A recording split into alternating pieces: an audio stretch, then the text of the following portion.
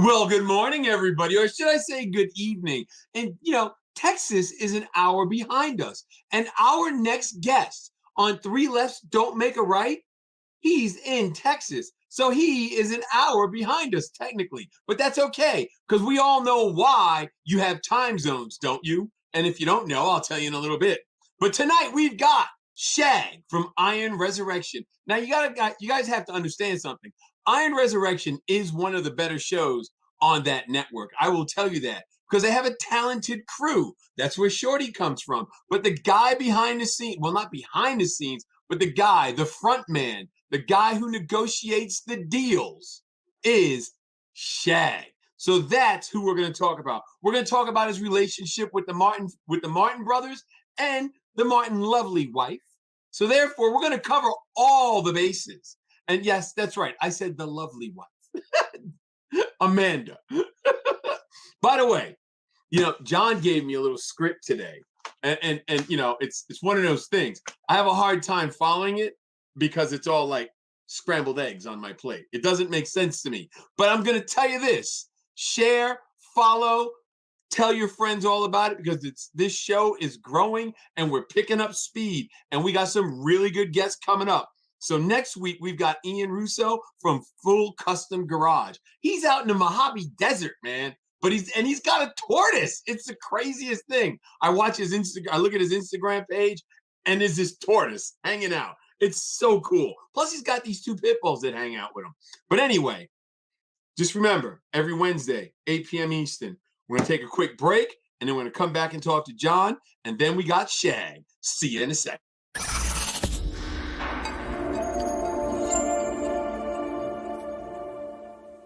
What you need to do is check out DEI, Design Engineering Incorporated. They keep the heat out so you're not sweating to death. Check them out.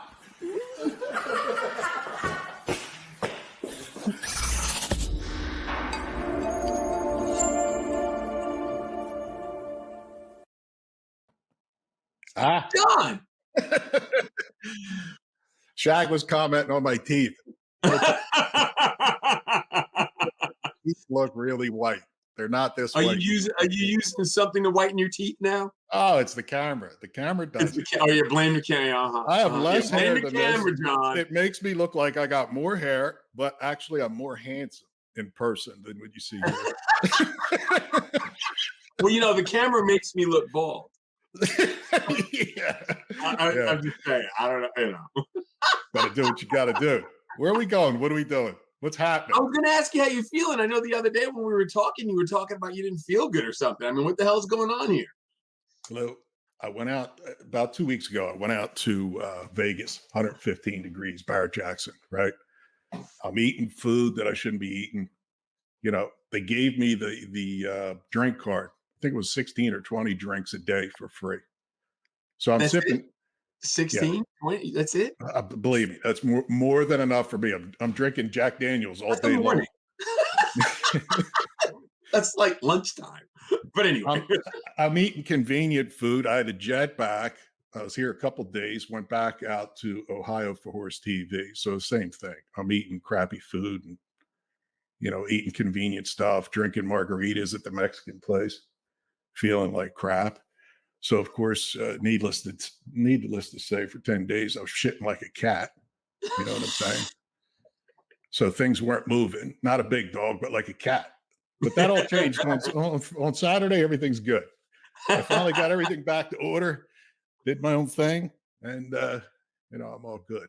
So what you were saying is that you weren't regular.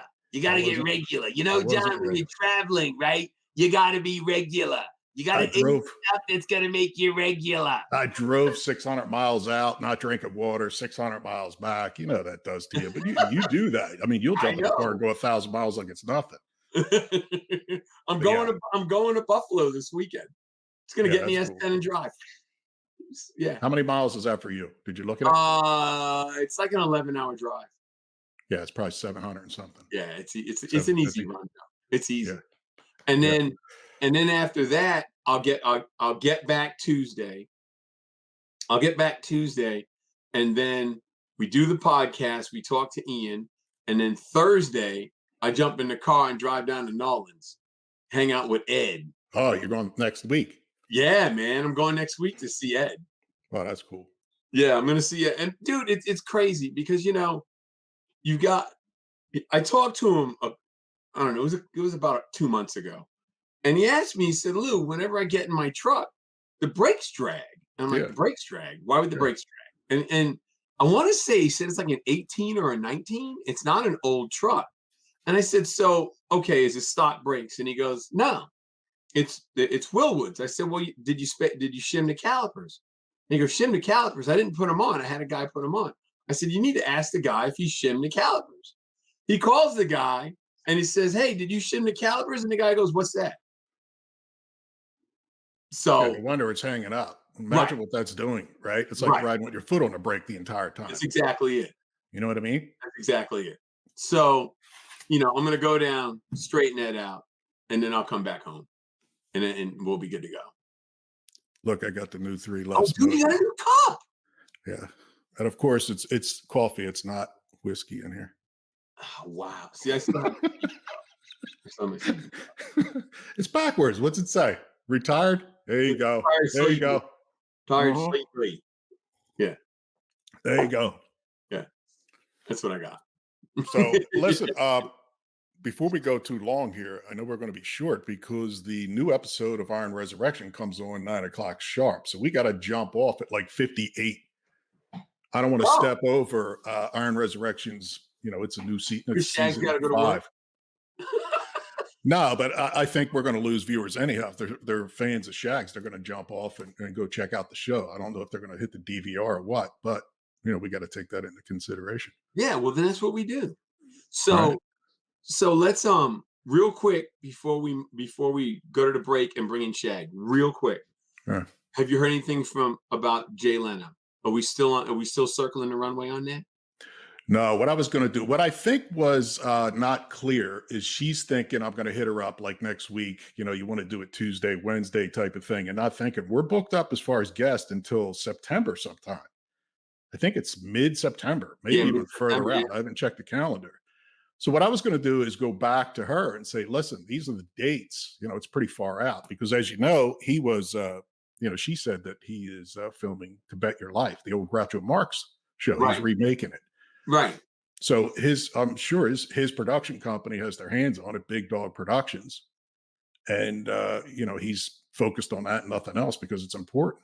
I mean, Right. you and I were talking the other day. What I admire most about that is he's in his 70s and starting a new project. I didn't realize he was that old till you said that. Honestly, I really he's didn't. like 71, 73, something. He's in his 70s. But to think about that, to get up and go, listen, this is focused, got to do my thing in their 70s. Yeah. And that's a guy that wants to do it. Yeah. Yeah. He doesn't need to. I mean, he's worth probably $200-300 million, really. His car collection, I hear. Yeah, his car collection, I think, is 40 or 50 million alone. Yeah. Yeah. So, it'd be cool to have him on and work that without stepping on too many toes. I don't want to piss anybody off, but I should have made that clear, and I didn't. I'll follow up. Right. I was hitting up Andrew Dice Clay and pissed him off, I think, but he blocked me on Instagram. Can you imagine that? Can you imagine that I could say anything that would piss that guy off enough? That's so funny. Dude, this is the guy that was Hickory Dickory Doc back in the day. I know. That makes no sense. And words hurt his feelings. And I think it's when I said, I hit him with a direct message to have him come on the show. What I did is I actually hit up his guy. He's got a guy that is an artist that covers for him. I hit him up and said, listen, we want to have him on. Didn't hear back. So I hit Dice up directly and said, listen, I haven't heard back from your guy. He didn't even respond when I go, pound sand, beat it. Nothing. I'd hear from Dice. So I hit him again. And because he kept talking about, I sold out Madison Square Garden 5 times, 5 nights, 1986. So the message that I think pissed him off is I told him, listen, if what you did yesterday still seems like a lot to you, you haven't done much today. And I'm gone. I'm out. But can you imagine that would hurt his feelings and go, oh, I can't have that. So what I'm saying is, guys got to go on to Instagram, hit up Dice, and tell him, do 3 lefts, don't make a right. Stop being a pussy. come on, because I want to reminisce. I'm a big fan. I don't want him taking it wrong. I actually, I didn't mean any harm. I'm a big fan. I did, I always followed him and thought it was great. The Dice Man Cometh was always something I watched and thought was hilarious. And he was actually a good actor prior to that. He was on a detective show out of Las Vegas.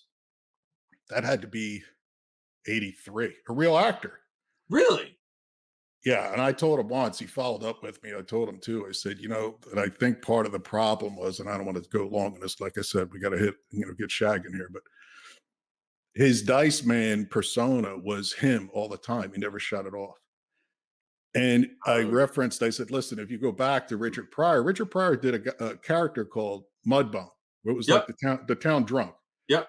But he did a skit, and then then he was Richard Pryor. He came back to being himself. Right. Dice Man would do all the talk shows, still wears the gloves. He doesn't know how to turn the Dice Man off. That character is not just him. He's a pretty good actor. And he should have pivoted back and forth and, got on stage and said, okay, I'm going to be the Dice Man. When I'm off stage, I'm Andrew. Yeah. Probably would have helped him out instead of pigeonholed him and saying, you're the foul-mouthed comedian. And he agreed. He actually agreed to me. He said, yeah, it's not like I do now. Like, it's too late. I'm like, not really. It's never too late. No. But anyhow, let's get into Shag. All right. So, commercial. After the commercial, we get Shag. Let's do this. For more than 25 years, DEI has been controlling heat and sound, all with products developed to protect components and drivers alike, and has become the standard by which all heat and sound control is measured. Each product is developed with solutions to problems in mind. DEI knows when it comes to making and keeping horsepower, heat is the enemy. Innovative technology allows us to develop the highest quality products, quality driven, and that's why the best builders and race teams in the world use DEI.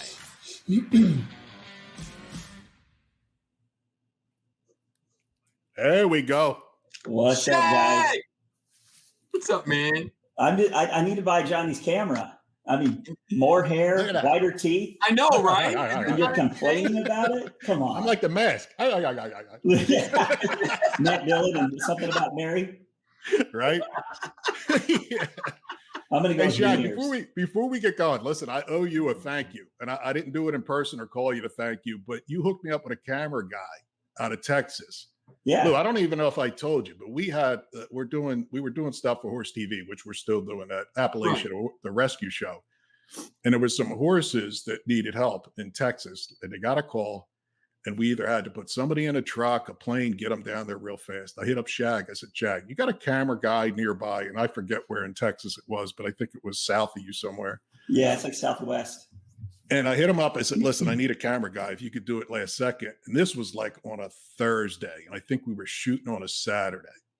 And like 15 minutes later, Shag's like, bang, here's your guy. It was a guy that I think shot for Jesse James' Monster Garage. Hooked us up. Good dude. Price was right. Guy dropped what he was doing. But I wanted to tell you thanks. And you were talking to Ken prior to the show backstage.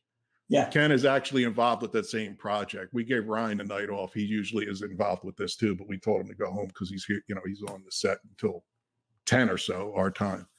Well, but I wanted to tell you thanks. Yeah, absolutely. Yeah, James is a good guy. He worked on our show. And then he went to Jesse's, the garage, Monster Garage. And before COVID, the timing was right. He could have done that show in between our seasons. Right. Mm-hmm.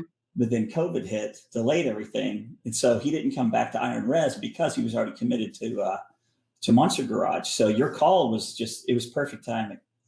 Did Monster Garage make it or did it go? I saw it was on the app. They had all the episodes on the app. It's pretty good. I see. That's probably why I didn't get the new updated. Well, it's cool. Discovery. It's the Discovery Plus app. It's not Motor Trend. Gotcha. Yeah. Okay. Shag, let's talk a little bit now about you now, and then we'll throw it in reverse and go back in time. Lou, what's the first? What do we got? We got his side hustle, the biker gang. I don't know what that is. I mean, are you a 1%er now, Shag? I mean, what's going on? I'm a little fucking no, absolutely not. In much respect, I mean, I try to. So a friend of mine who's my son's soccer coach actually overheard me on a call. Was like, "Hey, are you a marketing guy?"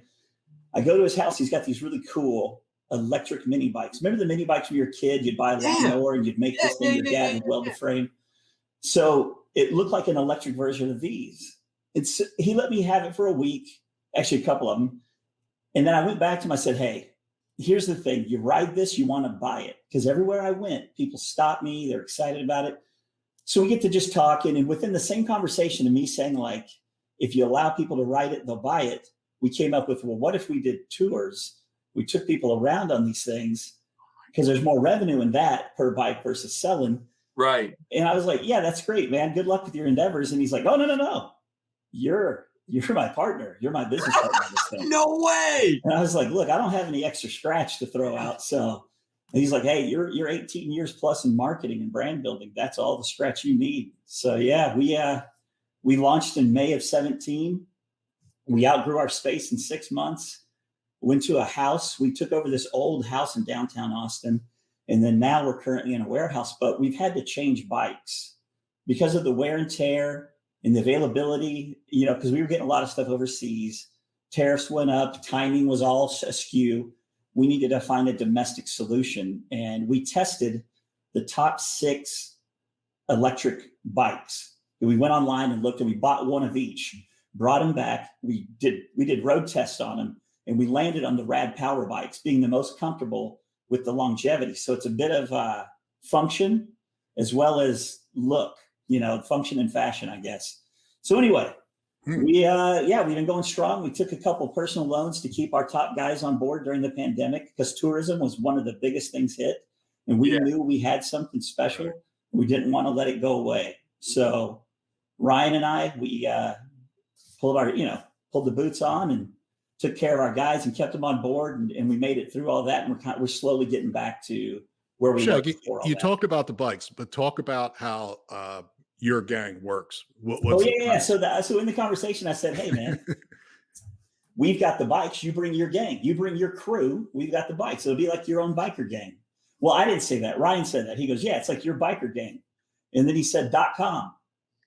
I'm like, dude, that's the domain and the name of the company, because the .com shows that we're kind of, self-mocking a bit and polarizing, if you will. So we do take a couple of things, like road captains are our tour guides. We call our tour guides road captains, and in gangs, the road captain creates the routes. And and we call our location the clubhouse. But other than that, it's all, I don't want to go with certain crests and colors. Like it's all respect. You know what I mean? Like I'm not trying to say we're a biker gang. We're just saying we're like a gang of people, friends together. And what's cool is people come in from all over the world and they bond in that 2 hours of, seeing Austin. But we also have a location in Panama City. So we have 2 locations. Yep. I was in Austin about 4 years ago, and it's a beautiful area. And you know what I saw that was pretty amazing is like the main drag where all the touristy bars are. Which one? There's a couple of them, like 6th Street or Rainy Street. I can't remember, Shag, but I'll tell you what I did notice. It was a walk up from the hotel. And my wife remembered. She said it was all business, and I traveled with her for business. So we went down there, but we're about 3 blocks. We had to walk uphill. And during the day, we went shopping, walking around. But what I'm getting at is you could see that the buildings were preserved, which was weird to us being from the Northeast, because here with the winters, everything gets destroyed and has to be replaced over time. That's true. I turned to her and I said, listen, if you were to take a black and white photo of some of these places, I'll bet you this looks like it did 30, 50, 80 years ago, some of them, because they still have the same giant wooden doors. Well, hey, you probably walk past it and don't even notice, but being from the Northeast and going down there, I mean, it's all preserved because of the weather and everything else that's down there. You don't have a crazy winter. You're right. There's definitely some preserved and beautiful buildings, like in hotels and venues. A lot's changed in the 4 years since you've been here. Yeah. The entire skyline is completely different. They've gone up. They can't go out any further, and they've gone up. And I live 8 miles from downtown, which is where your biker gang is. I got to tell you, man, like I was shocked to find out how much my house would list for. So now I have this huge carrot dangling in front of my face. but I can't move anywhere. It cost you just as much. Where am I going to move? Yeah. It cost just as much. We went down. The hotel we were at was right across near the river where all the bats come flying out from whatever that is. But that's where exactly we're at. What you're talking about. Four Seasons, maybe. Yeah, I think that's where it was. Yeah. Yeah, it was a nice area. But again, this was 4 years ago, and I was half lit at the bar at the pool, and I come down watching the bats actually didn't come flying out of there. I was a little disappointed, but whatever. I don't want to get sidetracked. No, hey, we're here to just chat, right? We're just going to hang out. The Your Biker Gang, basically, if you got 5 guys that are in that area and you want to tour and check out some of the scenery, that's what it is. You jump on it instead of the duck thing where you get in, you go out of the water, whatever that is. But you're on scooters. How fast does that scooter go? And you don't have to sacrifice your pride on a Segway. I'm just saying. No, So, I've done a Segway tour in a city that I knew nobody in. Right. So, the tour's cool because what we try to do is make it a cocktail of things you expect to see in Austin and the things that are total wow factors. And it's kind of rad because people say, man, my wife made this list, or we put together these things we wanted to see. And we saw 80% of those on your 2-hour tour, and it freed up time for us to enjoy our trip. Yeah. That's awesome. And that's what I want to do is hit people with oh yeah, look, this is what you wanted to see. And then did you know this is the original Whole Foods, or this is whatever. So it's that cocktail, and everything's photographable. Everyone likes to tell stories through photos. So we make sure every stop along the way is photographable. Shag, let's throw it in reverse. You talked about 18 years of marketing. Yeah, that's a long time. It's probably more than that. So what were you doing? How were you doing? And what led you? Give us a hop, skip, jump to how far back? Far back as you want to go. Let's talk the third grade. Here's the deal. If I put my real LinkedIn history on LinkedIn, all my jobs, it'd be 3 pages. Because my thing was take every opportunity given to you. If that means having 3 jobs at a time, that's what it means. But on the same note, I always tried to have jobs that my dad always said, be proud of what you do, and he's like, never have an excuse for it. So enjoy what you do. Not this whole like, hey, if it's fun, it's not like you're working a day. I get that saying. That's not the truth, because I've had some badass jobs that felt like work, but I still love the job. But I've just taken opportunity after opportunity, and I was working for Gatorade at the time when I ran into Red Bull people. And the media was like, what is this stuff? Why is it so awesome? And I was playing ice hockey at the time, and I took one of the cans from them, and I didn't drink it. I held on to it because I thought it was like, some sort of magic water or BS. But we had a game, and I drank it right before the game, and I had one of the better games I played in a while at the time. And so I pursued them, and that's actually how I met the Martin brothers, is working for Red Bull for 8 years. Red Bull is one of those companies that doesn't just push their standards across the whole country. They say, hey, what's hot in your market? And then how can we activate around that? And in Fort Worth, where I'm from, born and raised in Fort Worth, which is west of Dallas, not to be confused as Dallas. I was in motorsports. I lived right down the street from Texas Motor Speedway. I'd take my son every Wednesday night to go watch the Legends race and the dirt races. And it's just, hey, a $5 live entertainment is better than any movie, is all I'm saying. Oh, yeah. Yeah. Going to the track and watching them crash buses and stuff like that. But anyway, Red Bull's like, hey, and look at motorsports in your area and tell us what's big. And NASCAR, customs, off-road. And that's how I met Joe and Jayson, because I'd heard about these guys in South Dallas that were kicking ass, motorcycles that they're building, they're creating this reputation. And, sometimes you meet someone in a work environment that becomes very friendly. Mm-hmm. And that's exactly what happened with us, is our work relationship turned into a friendship. And that was about 2002, 2003 is when I met, Joe and Jayson. Yeah, that's about the time I was telling you prior to the show. That's about when I ran into them. We had Paul Jr. on the show last week, and I was at a show in New Orleans, and Martin Brothers were there. The Tuttles were there. Indian Larry was there. There was all the heavies. Yeah. Billy Lane was at the show. I think just a few years later is when Indian Larry had his accident and things turned. But What I was getting at too is when we had Paul Jr. on, we talked about the biker build-off shows that really set the stage for Joe Martin and the Martin brothers. And he did some kick-ass, unbelievable stuff. I mean, his stuff was different, I mean, you could tell a Joe Martin, the Martin brothers bike when you saw it compared to 100%. It was sleek. It had its own attitude. It was that thing. Of course, American Chopper was kicking ass. So everybody was running over to the Tuttles at the time, and drawing a crowd. But it wasn't soon after that the biker build-off thing, was happening.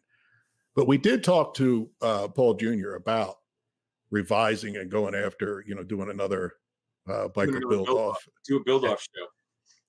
And when I ran into a car build-off. That's true too, right? Not a custom car build-off, but having a parameter. Because like the original biker build-off was function, style, and stamina, if you will. Because they would build it, drive it to the show, put it on the stage, people voted. Yeah. Man, you could do some cool stuff with cars. It may be money. It may be a money thing. It probably because of the cost, because typically they cover the bike or the car. I think so. Yeah.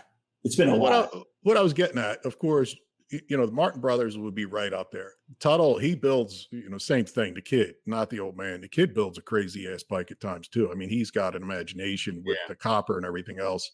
The last one I think was Jesse James, both the Tuttles and Rawlings and Aaron Kaufman.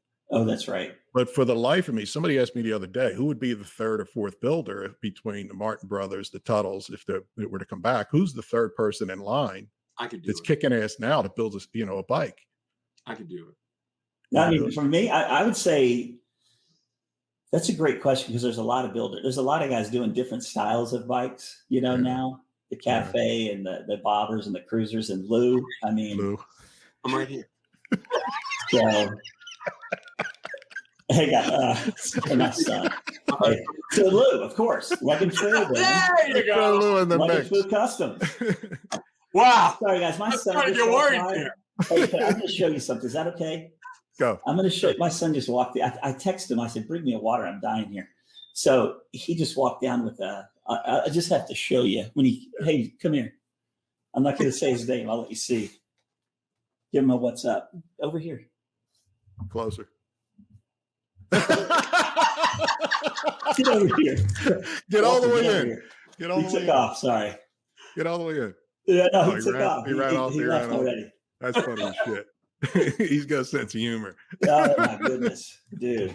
These, you know what? People were like, "Hey man, how was the pandemic and staying home and this and that?" I was like, "It's easy when you live with the people you love, Right, Yeah. right. Yeah.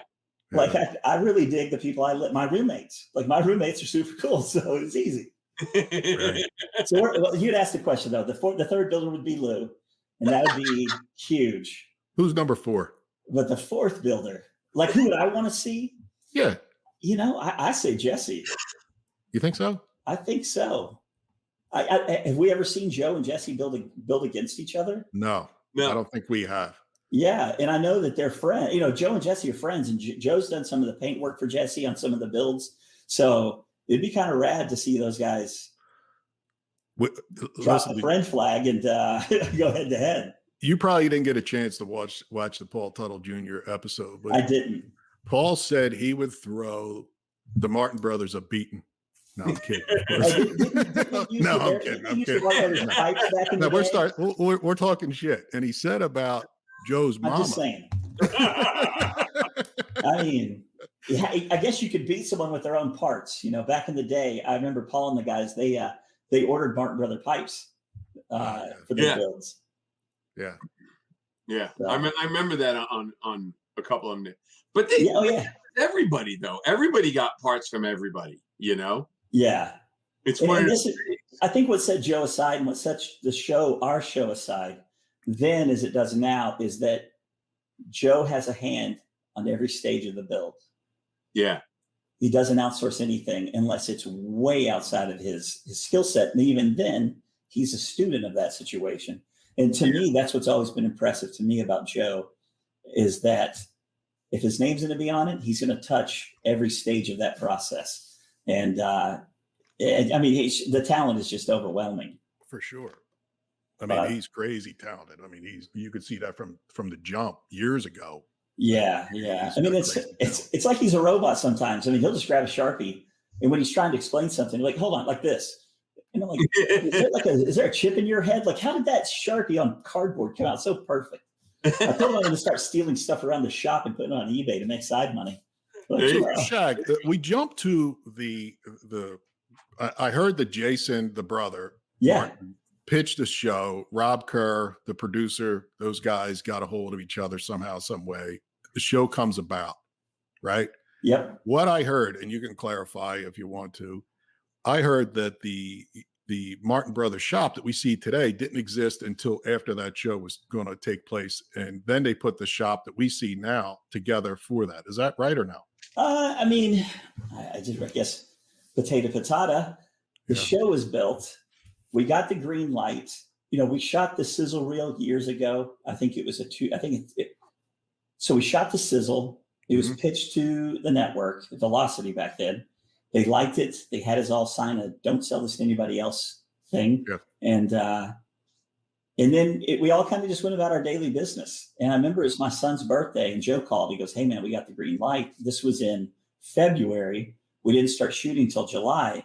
So Joe had the slab and the building and everything up. They were just, like I said, Joe has his hands on every process of every build, including his house, his shop, everything he does. So he was like, "Man, we got to speed up the process." So concrete went in for the driveway and stonework and everything. So when you watch the first episode from season 1, here's how it breaks down.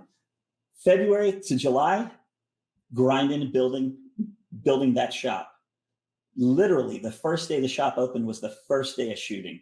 So if you look, when me and Mandy delivered the truck, the C10, it looks like an Apple store. Everything's just white and clean because it literally just like that was our very first day the shop was open, as well as the first day of shooting. So to say the shop was built after the fact is a little wrong because that shop has been the shop throughout the entire the series. Yeah. It's had a facelift every season because it's slowly getting it's getting seasoned. Yeah. It's that's pretty cool.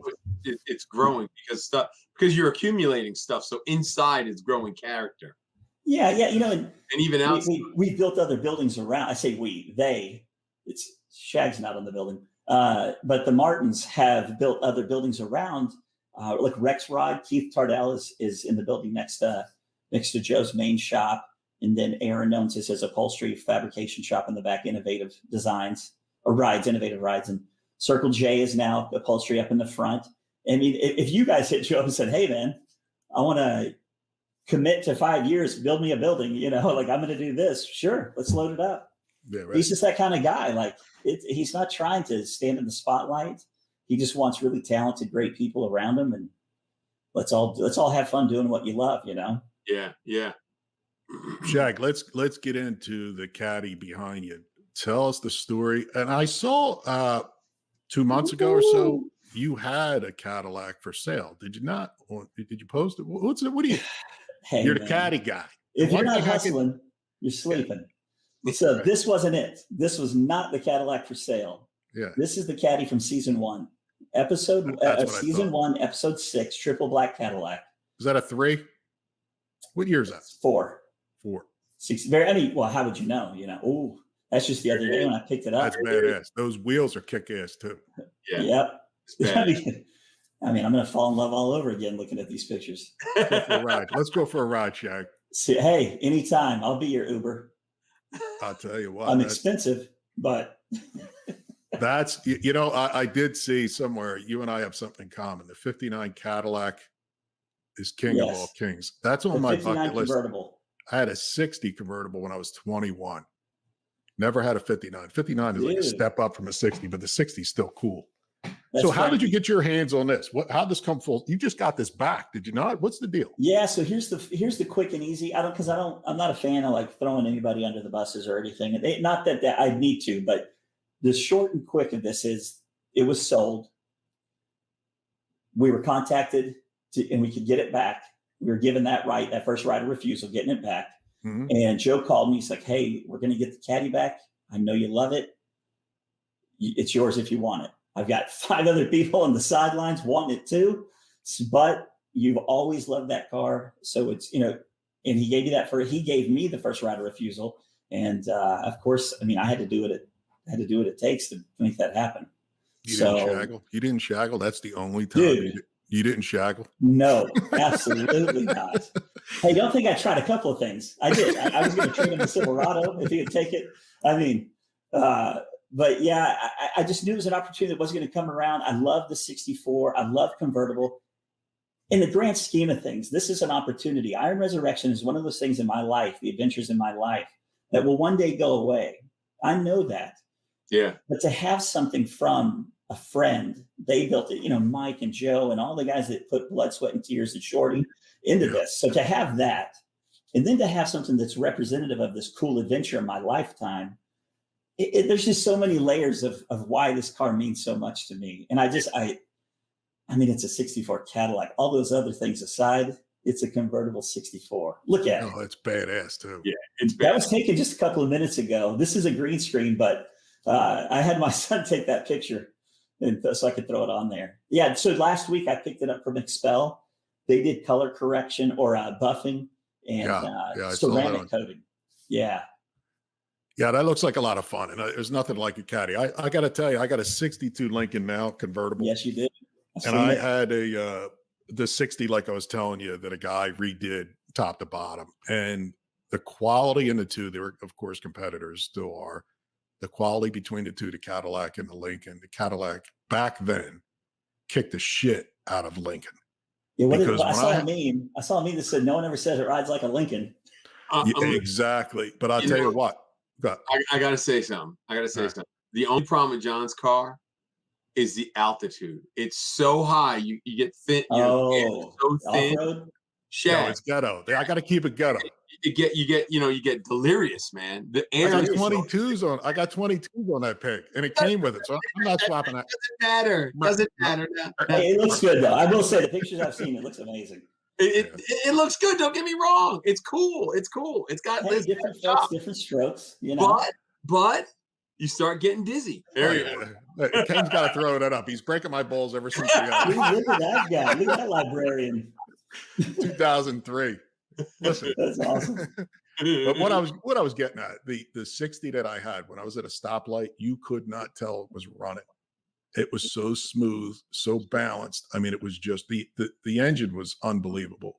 The Lincoln, you can feel it, doesn't have the same power that the Cadillac had. There is a difference. Yeah. Now, the Lincoln does look badass, but as far as the design of the powertrain, they spent all the money on the suicide doors and the top, going back into the trunk, the whole thing. The powertrain, the powertrain needs a little bit. Well, I was thinking swapping it out with a Coyote. When the 64 came back, there was some problems. There was a couple of issues. Again, no finger pointing, no nothing. Yeah. But I get it back. Joe, we're in the middle of shooting season 5. They needed it out of their way because they needed the footprint of that thing, 20 by 7. It's a big footprint. Yeah. So I brought it back to the house, and I needed to change out the flex plate and a starter. It was missing the bracket, which then broke the flex plate. We could go down that hole a little bit. But I met this guy, Russ Austin. He owns the Caddy Shack on Facebook. The dude, his day job is he disassembles airplanes at the airplane graveyard in Tucson. So for fun, he's a caddy dude. Anyway, he came into town. He was in town, and we got underneath it and did everything in the garage. And so since January, I've just been fine-tooth combing the entire car, fixing all the electrical. I literally got it legal to pass an inspection. I didn't have to call the friend. You know what I mean? Yeah. I wanted it to be legit. And between him and Chad Solis out of Vegas, they've been real helpful in helping me outsource parts and stuff because, man, those 64s, there's some parts on there. It's like, what? Yeah, but I'll give you $5. Yeah. What happened to the one that you were selling? That was what? Was that a 63? Yeah. So that one I was just, got to make that skrill on the side. I was just helping this dude out of San Antonio, Daniel. His daughter's wedding was coming up and he needed to get rid of it. So I put it up and was trying to move it. Well, in the other Cadillac, the sedan, Russ, the guy so Russ from Caddyshack was coming into Texas. He picked that car up in Dallas and he calls me. He's like, dude, if you could sell this before I get to Austin so my trailer's empty, I'd appreciate it. So I literally listed it to steal. Yeah. And he pulled up with the Cadillac and there was already a tow truck with a flatbed waiting to pick it up and take it off. So challenge accepted, man. So put Shag to work. Yeah. That's crazy. I think it's funny as shit when somebody says, listen, I want 10 grand for this. And you're like, listen, the family friend price, 2,500. You're always like, it's fair, dude. My dad always taught me, be fair on both sides and everyone's happy. Someone will always try to outshark you or outdeal you. And man, you just got to be cool. You got to be fair with people. Yeah. I hate it when a friend tries to screw you over. You know, that to me is like the stabbing in the back. A friend has something and you're like, dude. They're not a friend. Yeah, I know you inherited that. Oh. That looks like a LaValle thing. That is exactly LaValle. And you're hitting me in the emotions right here, just throwing that in unexpected. But this is a celebrity.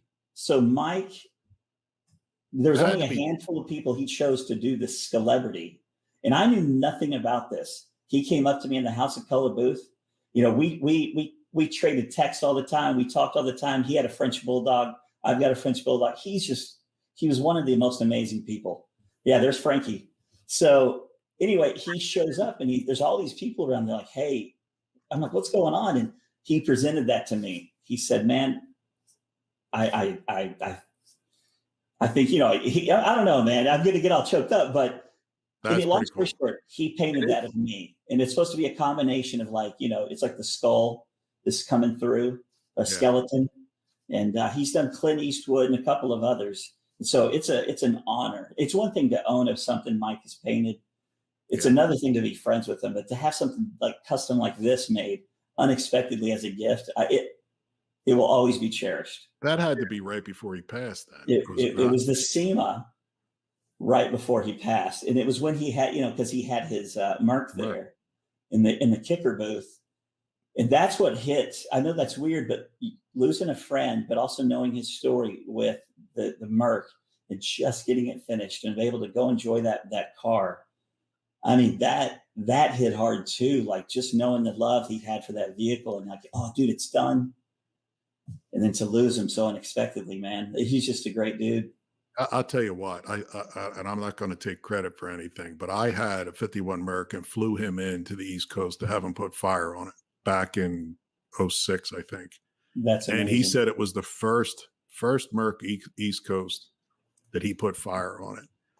And I think the Merc bug bit him because when he was done, I got to tell you, Ken doesn't have a picture of it. We'll post it. I'll put it on social media.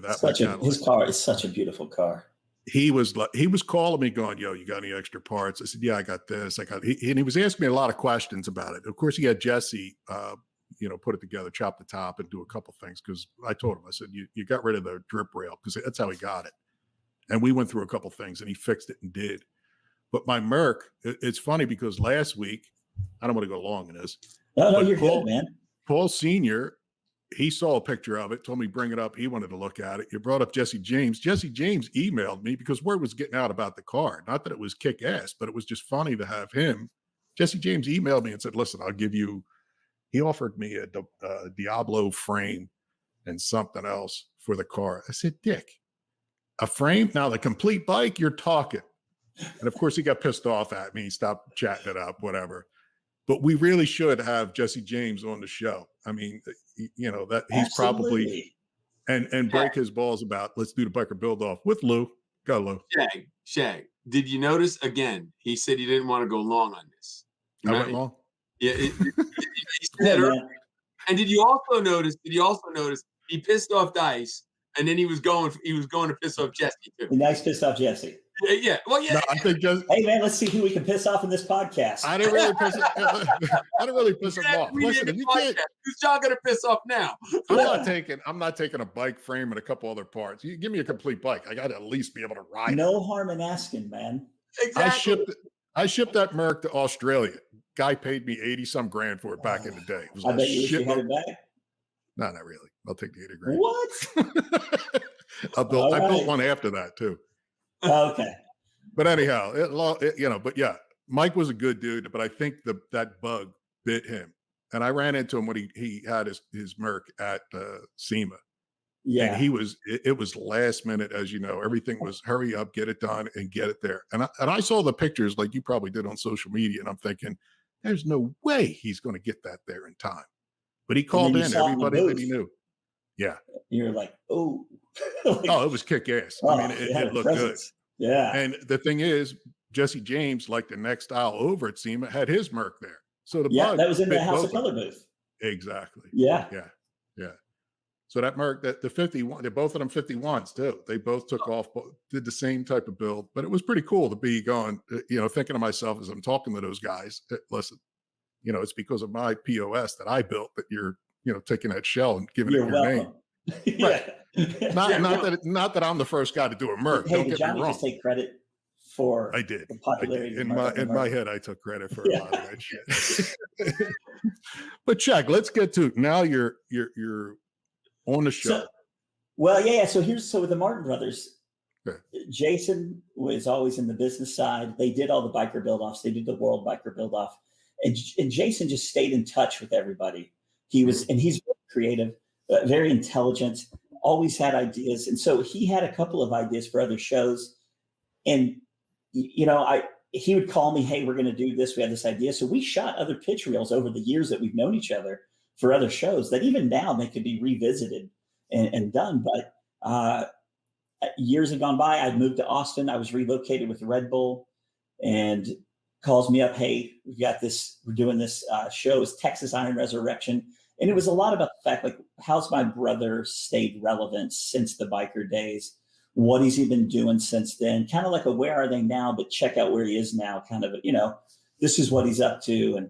And so he had that idea, and I was like, of course, dude. Like, yeah, let's go shoot a thing. And it's funny because back to the biker build off days, I was there with Red Bull, dropping off some Red Bull and some stuff and just visiting the guys. And they were shooting that day, and this dude didn't show up. I don't know. They're waiting on somebody to show up. And so I just stepped in and I was like, I'll do it. Well, what do I got to lose? And we shot this little thing. Well, the producer remembered me. He thought I was like a paid actor or something and I think I just didn't have any nerves or didn't care. I was kind of carefree about it because I'm like, dude, I got a job. Like, I'm not trying to be this. I got this. And Right. so it worked out. And It screws them up when you act like that. What's that? It screws them up when you act like that. Yeah. I guess They don't know what to do. Especially TV people. It's funny. But we shot Iron Resurrection pitch reel, and it worked. I mean, it's been a blast ever since. I talked to Rob Kerr on the phone a couple times, and your name came up. This is probably maybe we should talk offline. I'm just kidding. No, about a year. I'm going to tell you about a year and a half ago. Offline. And we were talking about you, and he goes, Shag, and he went, Shag, and he was at a loss for words trying to describe you. And I just said, Shag's just a smart ass. He went, yeah, but he didn't know what to say. But he gave you all the credit in the world for Rob's great. The balancing of the show. He is. He would call, hey, you still having fun? Yeah, I'm having fun, Rob. All right, let's keep going. His thing's like, dude, have fun. Let's make some champagne telly, as he says, making champagne telly. I like that. Yeah. So here's where we're at. Jason's idea, Rob's production and talent on production side, and this is where we're at. We had Shorty. Shorty was on the show. What was it, Lou? 2 months ago? 2.5 months ago, he was on, and he did, for everybody was concerned that he was quiet. He came on. I got to tell you, Shag. Wait, he's quiet on the show, on your show? No. Everybody thought saying that he was quiet. I kept saying, "Don't worry about it. We'll be fine." Oh, dude. But see, John is, Don't worry about it. Yeah. Shag, John takes this like really serious. He does outlines. He does all this stuff. Me, what do I need an outline for? I mean, I don't understand it. So, because I would just run wild in the streets. So he was worried about Shorty not having enough to talk about. What are we going to do? Do we need to bring someone else? I'm like, no, we'll be fine. I run through it all. And we went over an hour. Yeah. No, I watched that one. It was really good. It kind of made me think, oh, dude, how far back do I need to go now? His Cody's story. like, it was a rainy Sunday evening in 1967. The Coming to America story and that whole thing. It was really I good. mean, he's living the American dream, which you guys said. Yeah. He's living beyond the American dream. He is creating a whole nother level of the American dream. And I mean, hey, put in the work, put in the grind, hustle. You deserve everything you've done.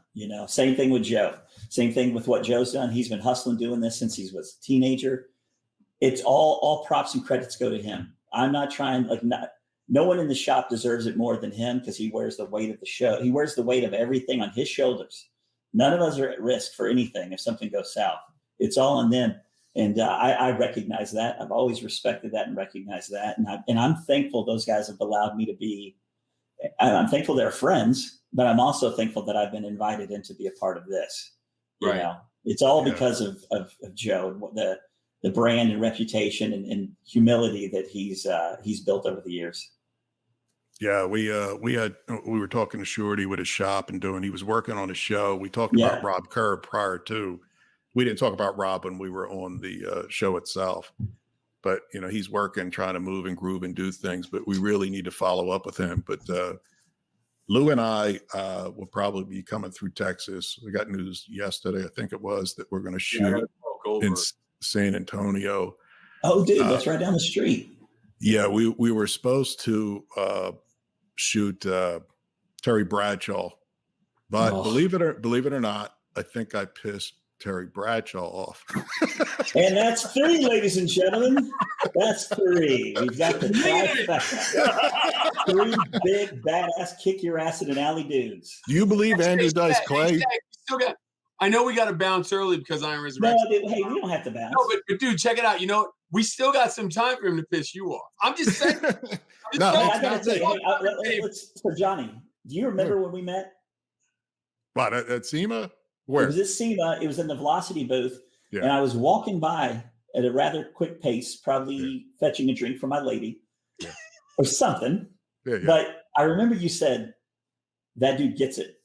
Yeah. You're with your wife. And I was like, well, man, that's a weird icebreaker. And probably one of the better compliments I've ever received. Yeah. And immediately I was like, I like this guy. Like, what a nice thing to say, And I told you, I said, you need to do more bikes. They need to throw, because the bikes, to me, when you see somebody take a piece of nothing and turn it into a something. Now, a car, you start with a foundation. You're like, I'm going to tweak, I'm going to change this, I'm going to do that. But with a bike, it's like, I'm going to take a piece of pipe and watch me. To me, that's amazing. Because I can't do that. It never gets old. It never gets old. And the original Iron Resurrection was going to be 50% bikes, 50% cars. Really? Yes. And then towards getting close to the first day of production, they said, we want to go all cars. The bikes aren't as popular. They're not rating as well. And in season 1, we had a client fall through. So I called up my buddy from Big Red. We did that bike. So we had that bike episode. Of my friend owned Big Red Soda at the time. He sold it since. But ironically enough, man, it was the worst ratings that season. I was like, well, I guess they're right, And that was season 1. But we've since done another bike. Yeah. Well, I got to stop saying weed. Bikes go in. It's really cyclical with bikes. Yeah. You'll have a run like every 10, 15 years where bikes are hot and then they go away again. Because I remember in the 70s when bikes became hot. And then in the late 80s, late 80s, early 90s, and that tail end of it went into biker build off, and then they went away again. That's the thing that I remember about bikes, because I learned how to ride on an old school pan with jockey shift chopper. I mean, that's a skill. Yeah, and it was definitely a skill. It was a foot clutch bike too. So that's what I learned how to ride on. Now I do want to build a bike for myself, just because. Do it, man. Yeah, I got. So I had a bike in Fort Worth before I moved, and I still have a Sportster up in a shed in Denton. But I came to Austin, and I just started watching traffic patterns and habits. It's like, I'm leaving that bike. This city is not a good place to ride. No. especially now with all the distractions. But the hill country, man, the hill country on a Sunday, just cruising all through those windy twisties, it's a good time.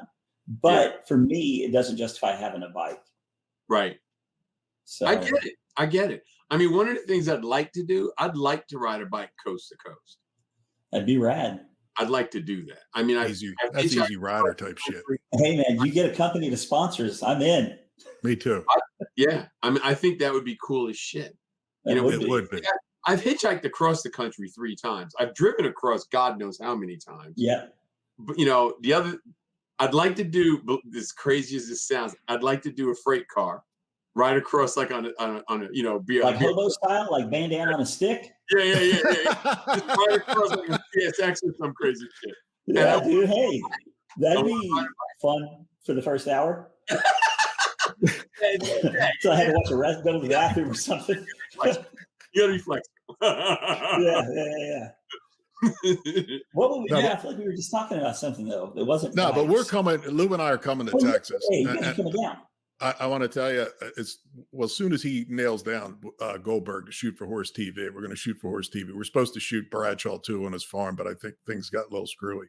But what I was getting at too, if you need a stand-in.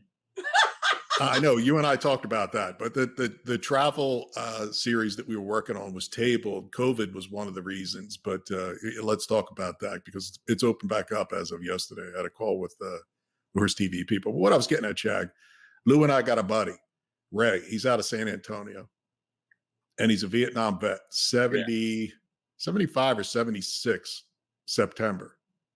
Good dude, car guy. But I wanted to bring him through the shop. Meet you. Please do, man. Martin Brothers. I mean, please do. Ray knows that the days are getting shorter. And I think that if we walk them through and no matter, if we do Goldberg, I told him, no matter what we do in that area, because Bradshaw's out of Oklahoma, we were going to run through the whole state. And I want him to tag along, but I wanted to make sure that, you're okay. Walk him through, show him the time of his life, and let him do his thing. Let me know the day. Let me know the day. I will. I'll text you. Yeah. And just make sure they're going to be around because we are in between seasons right now, so there's other side stuff. But heck, dude, are y'all shooting at his place down in San Antonio?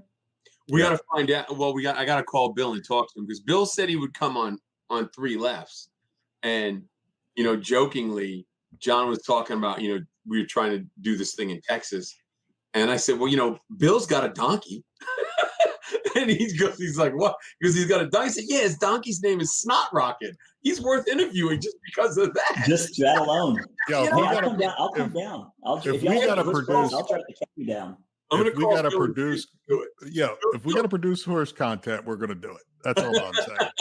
That's right. If we got to get a stunt double, a couple horses, whatever we're going to do. I'm in. Hey, if you need any, whatever. Yeah, I'd love to come down and hang out with you guys while you do that. It'd be fun. It'd be a hoot. The blooper reel would be phenomenal. Man, there's a lot of that in the cutting room floor. Trust me, for our show too. Let me tell you, we had Richard Rawlings on. I don't know, it was probably 3 weeks ago, which was a cool show because he opened up about some things that was in his book and stuff like that. But we told him too, we'd hit him up. There's a lot of people within Texas that we're going to do a drive-by on and see what's happening. Do a shot at tequila, whatever we got to do, and keep. So moving. where you guys landing? Are y'all going to land in Dallas and drive through? Probably Dallas, North Carolina. He always drives. He always drives. Sweet. Yeah, I get what happens is when I was flying all the time, I was getting blood clots. So I figured out it was flying. So I just drive everywhere now. Dude, and nothing wrong with that. I've driven all over this country. I love it. And I do too, man. I enjoy it. You just gotta put your phone down, roll the windows down, and enjoy it. Yeah. I've done a lot of things solo when I've traveled too. As much as I've wanted to have someone with me, but the nature of the business, I'm like, I'm making time. I'm taking time. I'm going to Graceland solo. I'm going to go do this and that. And I'm taking in a lot of the country. So I got a Graceland story. Smaller. It's like the Alamo. It's a lot smaller than you thought. Yeah, it is. my friend JB, right? JB's from Texas, little town in Texas called Teague.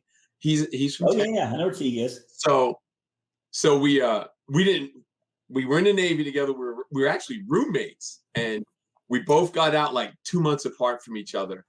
And then I went back in to try and get my dad as my dependent. And JB came in like the week before me. So we had to go through this thing called NAVVET training. It basically reacclimate you to the Navy. Oh, So okay. we're in Great Lakes, and he's always wanted to go to Graceland. So it's like, let's go, screw it. So we jump. He had a Jeep at the time. We drive to Graceland, right? We get there, the place is closing up. The security guy's locking the gate. I'm like, dude, can we just touch the doorknob? We ran up to the doorknob right back. That's it. That's all you saw. You missed out. We ran up the walkway, touched the doorknob. We were in Graceland, and we went down, got in the car, and drove back to Michigan. Disposable camera selfie. Graceland's a bucket list item. So, but yeah, that's what we did. It's cool, man. Yeah, Graceland was cool, and being solo, I didn't have to worry about anybody. I took my time, checked it all out. I was really thinking it would be larger, you know. Yeah. But once you got that out of the way of your mental, you started absorbing the surroundings and the environment. Like, man, yeah, this place is killer. You know. You know what the thing is, Shag? In 1955, that was a giant house. Oh, yeah, absolutely. Everybody afterwards, you know, the 5,000, 6,000, 7,000 square foot house, yeah, that became, you know, something that was big. But back then, yeah, I agree. But you look at the farmland, he had horses, and he's actually buried on the property. Yep. It's at the end of the tour. When I went through years ago, I think the grandmother or somebody related still lived upstairs. And you couldn't go upstairs. You could only go through the first floor. Yeah. I don't know how it was. Make some killer cash. Airbnb that place. Oh, dude. I wanted to buy the Breaking Bad house in New Mexico and call it Breaking Bed and Breakfast. Printing money, printing cash. Just making meth and printing cash. What's that? So just remember, if you're going to print money, you got to dry it with poker chips in the dryer, so it looks like it's. Oh yeah, that's right. So it's beat up enough. Come on, that's right. That's right. Well, what else are we going to talk about? Shag, season 6. Have you gotten approved? What are we doing? Fingers crossed, man. We'll find out. It's legitimately about the ratings. There's no magic in that. It's if it rates well, you get picked up. Do they share those? Do they share them with you, or do they bullshit you and hand you? No, I mean, I get it. I understand it. When I put myself in their point of view, I understand why they're not that transparent in that area. But they let us know if it's doing well. Okay, good response, good feedback. And there's no way we can find out how it does online. They own all that info, but we should know by the end of August, I think, is the timing, because they watch a certain number of the episodes, they track it, and then they'll give us a call. Right. I think you got it. You got to bounce around number 1 or number 2. Bitch and Rides is probably your only competition. I mean, Texas Metal does really well. Yeah, it does, but it's not the same. I would say that we bounce around in the top 5, depending on the time of year and whether the shows are premiering. Yeah. You know, I think all the shows, they may not be your style, but they're doing it right. You know, like if Texas Metal isn't your thing, but dude, no one's doing it better than those guys. That style of builds, you know, they're highly talented. And so I like that Motor Trend is offering these different styles of build shows, because you guys know, man, car guys, car people, it's just a huge family with different interests. Yeah. You know, and that's what's so amazing and diverse about it. I love it. You want to hear something crazy? You know, as you know, I do a lot of work for Horse TV. Yes. It's like Netflix, but it's, you know, for horse people. Streaming service, the whole thing. Lou and I got together. We're like, you know, we look through the guests that we've had on the show. There's no reason why we shouldn't start a streaming service pretty much like Velocity has, but real car guy, real shit.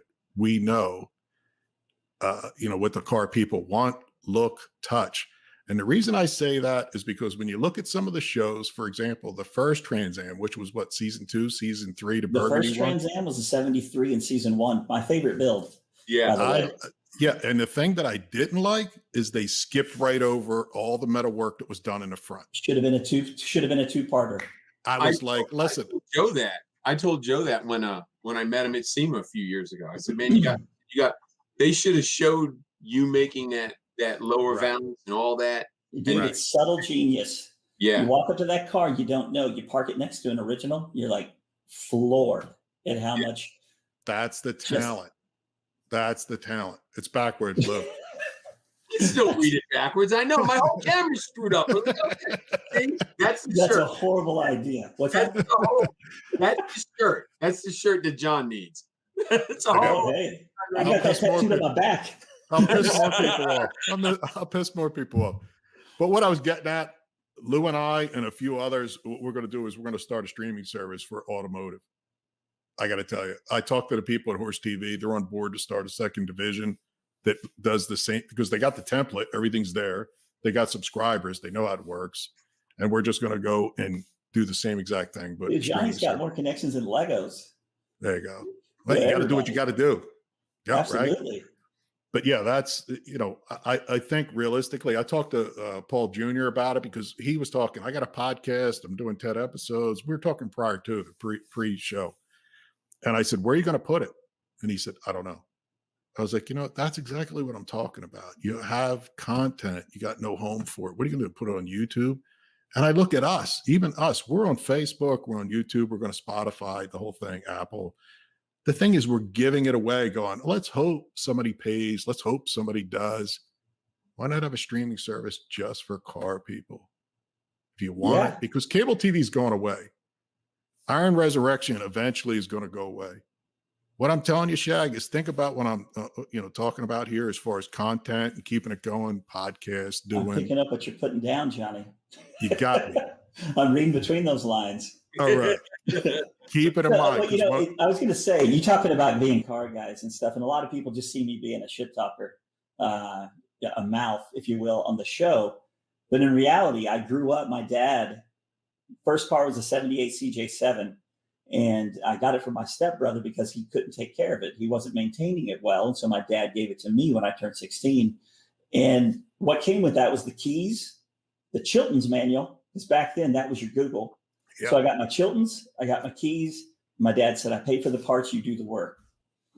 If you don't do the work, you don't have a car. He's not giving me his car to drive. And so I've worked on every single car. Every car I've owned, I've bought the Chilton's until I didn't need to because of the internet.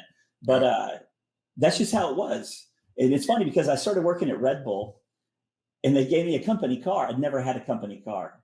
And when it was time for the oil change, I called the fleet manager. I said, hey, do we have a deal somewhere? Should I go somewhere to buy the stuff, the filter and the oil and everything? He goes, what are you talking about? I said, well, it's time for an oil change. I got to change the oil in this company car.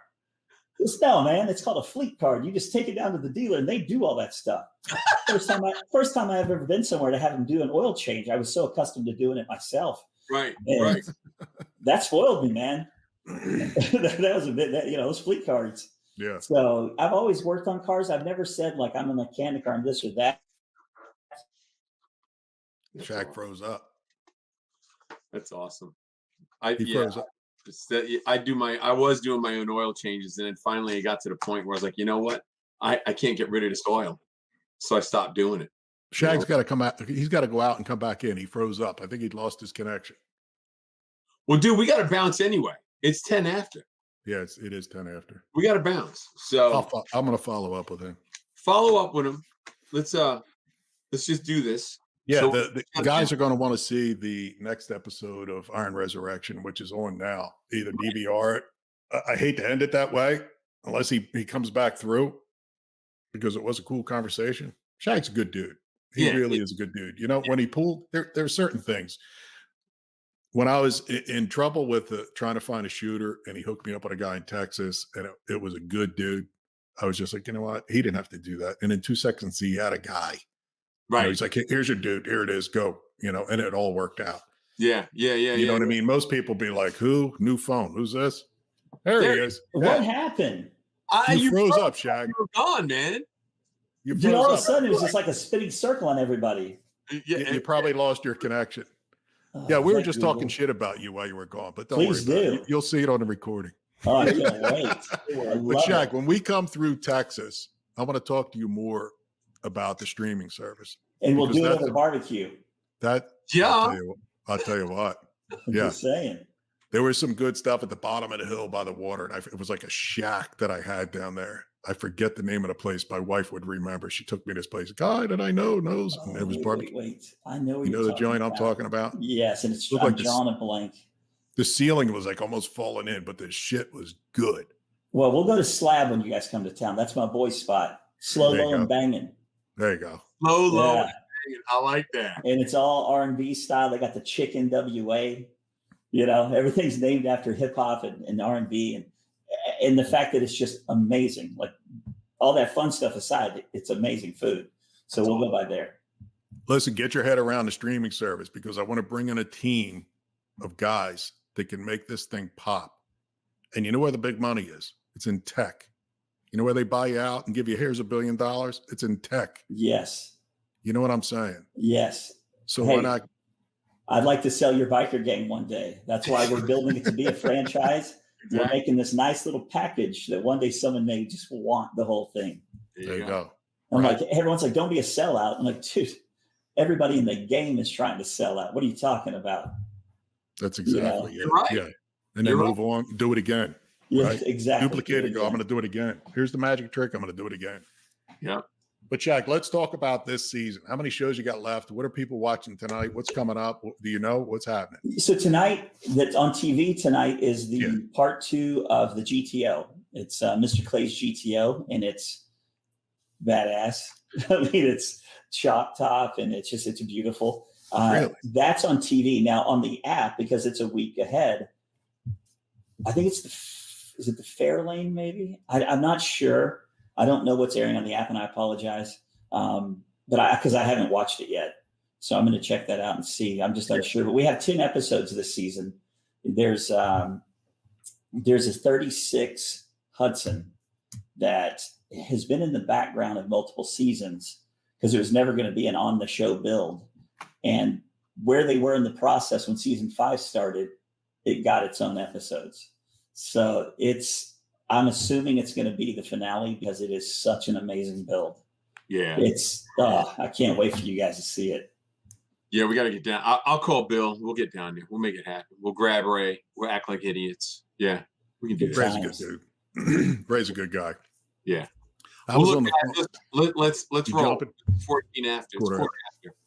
So let's bounce. We can. Yeah, I got nothing else to do. Hold on, Jack. Let's Where piss can some people? people off. No, Where can people find you? What do you want? Yeah. Before you roll out. Yeah. So Blast off. at Shagillac, right over here somewhere. Yeah, that's my Instagram. Shag Arrington is Facebook.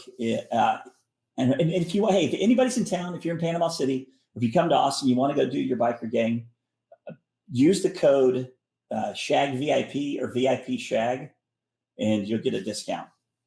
I forget, it's a good discount. I just forget which order. I think it's Shag's VIP. I think Shag VIP is what it is. So Cool. There you go.